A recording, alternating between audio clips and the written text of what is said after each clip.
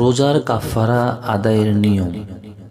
হাদিসে তিনভাবে রোজার কাফারা আদায়ের নির্দেশ প্রদান করা হয়েছে।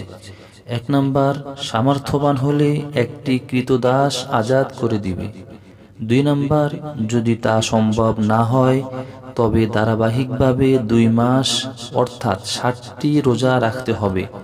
3 নম্বর, যদি তাও সম্ভব না হয় তবে 60 জন এতিম মিসকিনকে পেট ভরে 2 বেলা খানা খাওয়াইতে হবে। সহিহ বুখারী ও মুসলিম শরীফ।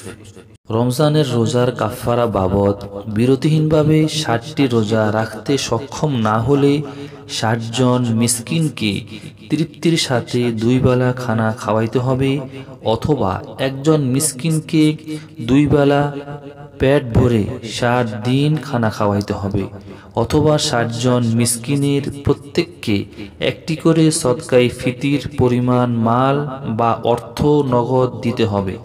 ফাতোয়ায়ে আলমগীর।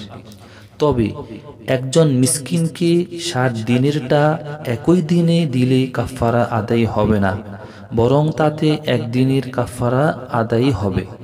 তাই একজনকে দিতে হলে 60 দিনে একটি করে সদকায়ে ফিতির পরিমাণ মাল বা অর্থ প্রদান করতে হবে। রোজার কাফারা আদায়ের নিয়ম। হাদিসে তিনভাবে রোজার কাফারা আদায়ের নির্দেশ প্রদান করা হয়েছে। 1 নম্বর, সামর্থ্যবান হলে একটি ক্রীতদাস আজাদ করে দিবে। 2 নম্বর, যদি তা সম্ভব না হয় তবে ধারাবাহিকভাবে 2 মাস অর্থাৎ 60টি রোজা রাখতে হবে। 3 নম্বর, যদি তাও সম্ভব না হয় তবে 60 জন এতিম মিসকিনকে পেট ভরে 2 বেলা খানা খাওয়াইতে হবে।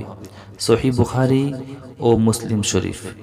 রমজানের রোজার কাফারা বাবদ বিরতিহীনভাবে 60টি রোজা রাখতে সক্ষম না হলে 60 জন মিসকিনকে তৃপ্তির সাথে 2 বেলা খানা খাওয়াইতে হবে, অথবা একজন মিসকিনকে 2 বেলা পেট ভরে 60 দিন খানা খাওয়াইতে হবে, অথবা 60 জন মিসকিনের প্রত্যেককে একটি করে সদকায়ে ফিতির পরিমাণ মাল বা অর্থ নগদ দিতে হবে। ফাতোয়ায়ে আলমগীর। তবে একজন মিসকিনকে 60 দিনেরটা একই দিনে দিলে কাফারা আদায় হবে না, বরং তাতে একদিনের কাফারা আদায় হবে। তাই একজনকে দিতে হলে 60 দিনে একটি করে সদকায়ে ফিতির পরিমাণ মাল বা অর্থ প্রদান করতে হবে।